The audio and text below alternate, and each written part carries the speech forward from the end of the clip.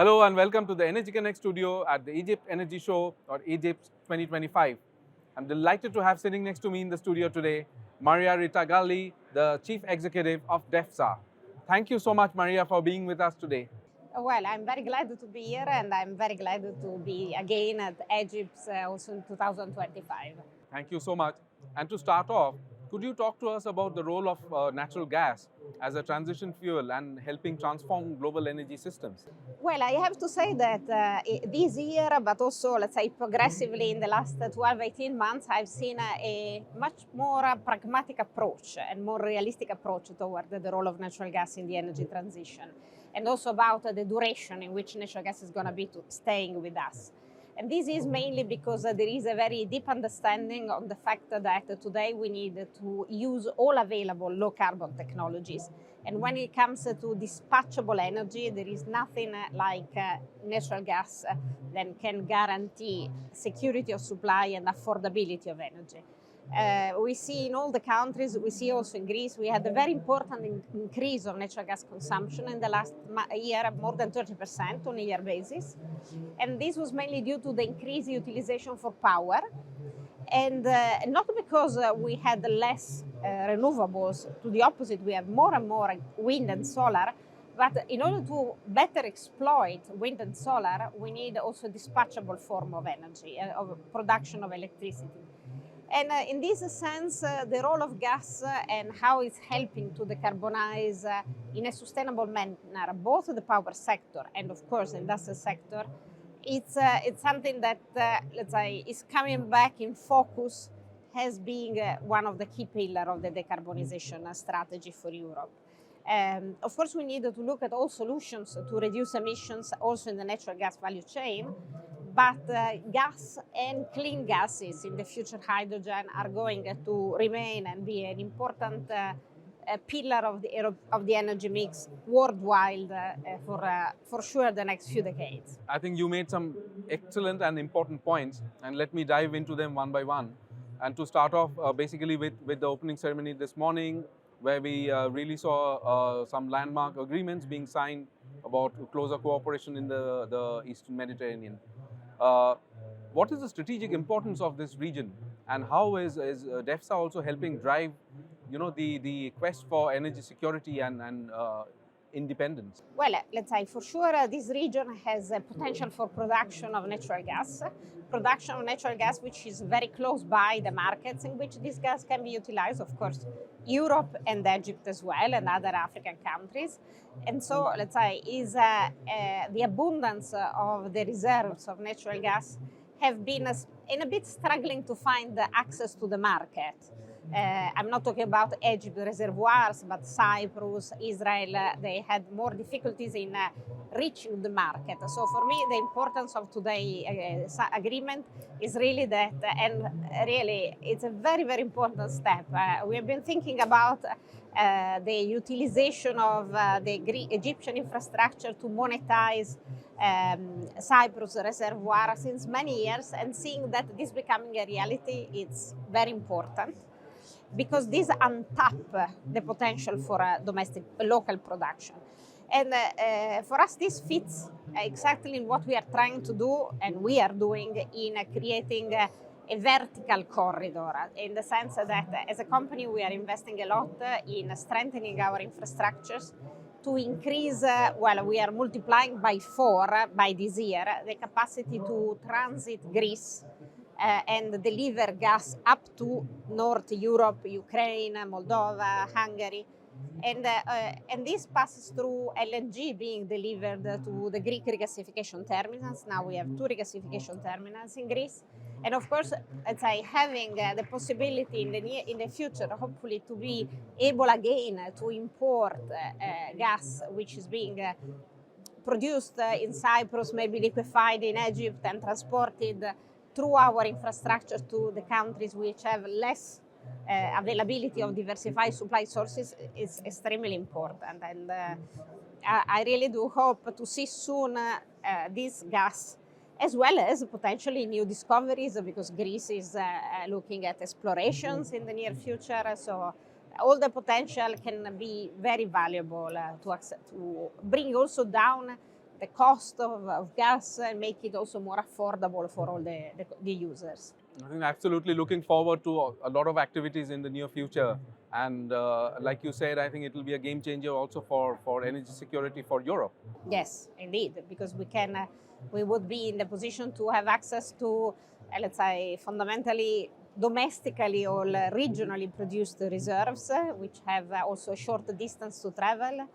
And let's say, we have Norway, and if we can, the northwest and the southeast Mediterranean side, the production join forces, it will be very, very significant in terms of diversification and, let's say, strengthening security of supply. Now, Maria, you touched on the element of decarbonization earlier in your introduction. So, how is DESFA, helping decarbonize its infrastructure and journeying towards a low-carbon future? Well, let's say today we see the decarbonization on different time horizons. So first of all, what we think is that we need to contribute to the effort decarbonization through what we know better, that is transporting gases, storing gases, mobilizing gases. And so when it comes to natural gas, of course, we have a target to go to net zero in our own operation, reduce methane emission. We have a gold standard with OGMP since 3 years now. And we are fully committed also to reduce the emission of our compressor stations. We are switching to electrically power-driven compressor stations, so you can use also renewable to produce the necessary power for moving the gas. In parallel, we are working a lot on the new technologies for gas technologies for energy transition. So, of course, hydrogen will take time to reach, let's say, it's like sun and wind, let's say, 40 years ago. But we need to pave the way now, and for us this means investing in hydrogen-ready infrastructure. All our new pipelines that we are laying are pipelines which have specifications compatible with 100% hydrogen transportation. And we also got approved by the European Commission a project of common interest for a backbone pipeline through Greece, fully dedicated to hydrogen. And we hope we will be receiving also green ammonia from Egypt one day in this pipeline. And so, of course, this will, as I said, it's a long journey. But the important thing is that really we put one step after the other in the right direction. Another important pillar is the one of carbon capture and sequestration. And again, what we can do and what we are working hard to do is to develop a logistic solution to transport the CO2 from the emitters to the storage, underground storages, the depleted field. And for us, this means a pipeline system to transport the CO2, and also a liquefaction terminal through which we want to liquefy the CO2 collected by the various emitters, and then be able to ship it to the depleted fields. And again, this cooperation in the Mediterranean for us is very important. In fact, a few months ago, we signed a cooperation agreement with EGYPES in Egypt to work with them and identify more storage sites offshore Egypt that can be able to receive, of course, CO2 captured by Egyptian emitters, but also CO2 which has been captured by emitters in countries in the south of the Mediterranean Sea. And so we see this is Mediterranean cooperation in various forms. Today for possibly natural gas import, tomorrow for hydrogen or ammonia imports, and also for CO2 storage in the Mediterranean fields. I think that's an excellent point, and also with that combined, like for example, the efficiency and the use of technology as well as the focus on sustainability. Indeed, let's say But the goal is. what do you think will be the impact on affordability? Because earlier you mentioned affordability is an element, right? Cost is an element. Well, let's say on one side, having domestically or locally produced methane reduce the transportation cost, and let's say is a positive element vis-a-vis affordability. Hydrogen currently is still very expensive, but with a big scale production, and let's say in particular in countries like in Egypt, in the Gulf, with a lot of dedicated sun, let's say, power, solar panels. Sorry, solar power, photovoltaic. This will help bring down the cost. First of all, at the industrial scale, both of production and transportation.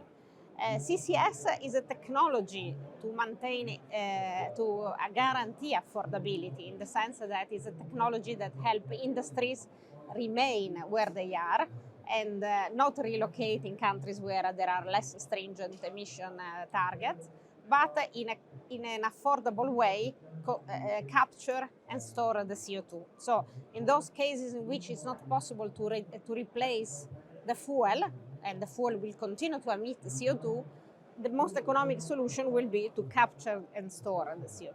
So, and of course, all the players along the value chain, the technology providers, and companies like us who are a developer and investor, need to be fully focused on cost reduction, standardization, industrialization, so that, let's say, we try to minimize the cost for the end users at the end. And finally, Maria, we are here at Egypt Energy Show 2025. What are your expectations? Well, let's say, so Egypt is becoming more and more a forum for, let's say, internet discussion on the macro energy trends and the new technologies and the new developments. Let's say, I've been coming to these events now since quite a few years, and of course I perceive how it switched from being mainly an Egyptian petroleum show to being, let's say, a Mediterranean energy gathering.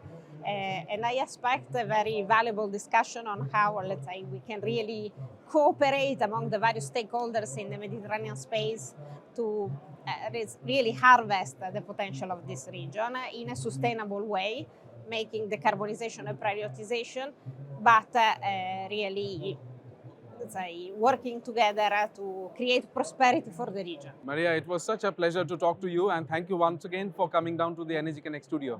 Thank you very much. Thanks for watching, and you can get more studio interviews like this and comprehensive coverage of the energy industry at energyconnects.com. I'll be back with more studio interviews from Egypt 2025. Until then, stay tuned.